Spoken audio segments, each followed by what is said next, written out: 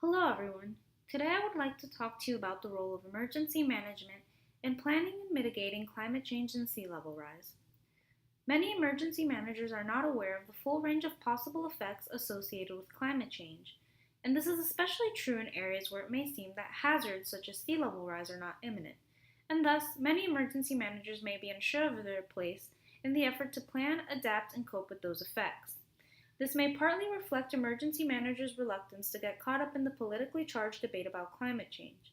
However, in more recent years, there has been a more active role across all levels of government in planning and mitigating for climate change and sea level rise. Pursuant to the FEMA directive to integrate climate change adaptation into its programs, more on the policy side in a bit, FEMA has funded cost-effective hazard mitigation projects, several of which include sea level rise estimates. An example of one of these projects involved Miami-Dade County and their climate change action plan, which I'll discuss in more detail later on. Along with funding projects, FEMA also provides tools, data, knowledge, and capacity, publications, and resources on policy that can aid state and local governments in assessing climate change and sea level rise. Of the different tools and data that one can access, the National Oceanic and Atmospheric Administration, or NOAA, provides what is called the U.S. Climate Resilience Toolkit. This toolkit can be used not only as a resource, but as a framework to discover and document climate hazards and develop solutions to lower climate-related risks. The framework is composed of 5 steps: exploring hazards, assessing vulnerability and risks, investigating options, prioritizing and planning, and finally taking action. Components within each step involve things such as identifying climate and non-climate stressors, considering potential tipping points, determining vulnerability, and characterizing risk from climate impacts. Along with the toolkit framework, data, reports, expert information, and training courses are also offered.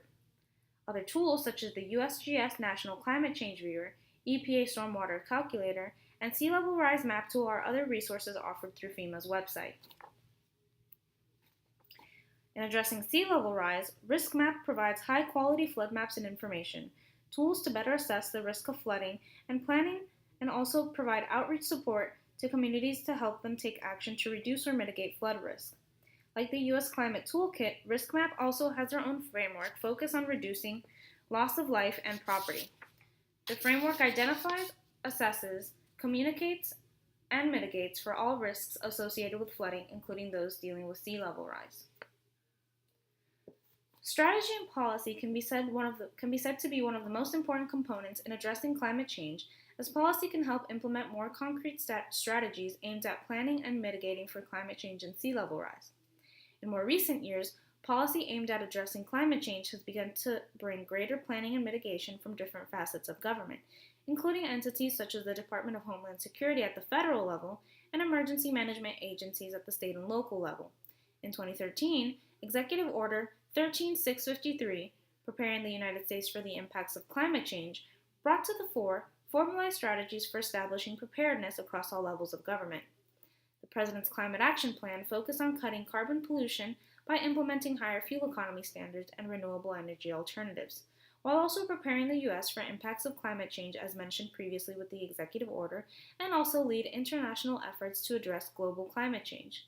That same year, the Department of Homeland Security released their own climate action plan as part of the President's Climate Action Plan. Since then, several local and state governments have taken their own initiative to establish climate action plans. As a peninsula with low sea level rise elevation, the state of Florida is one of the states most at risk for flooding due to sea level rise. In 2011, Miami-Dade County released Greenprint, the Climate Action Plan, which aims to understand and respond to current and future climate change impacts. As stated by Dr. Jane Lubchenco, I like to think of mitigation as avoiding the unmanageable, whereas adaptation is managing the unavoidable. We must do both in order to solve the problem of climate change. Hopefully, this is something we will see discussed at greater length and importance over the next coming years. Thank you for watching.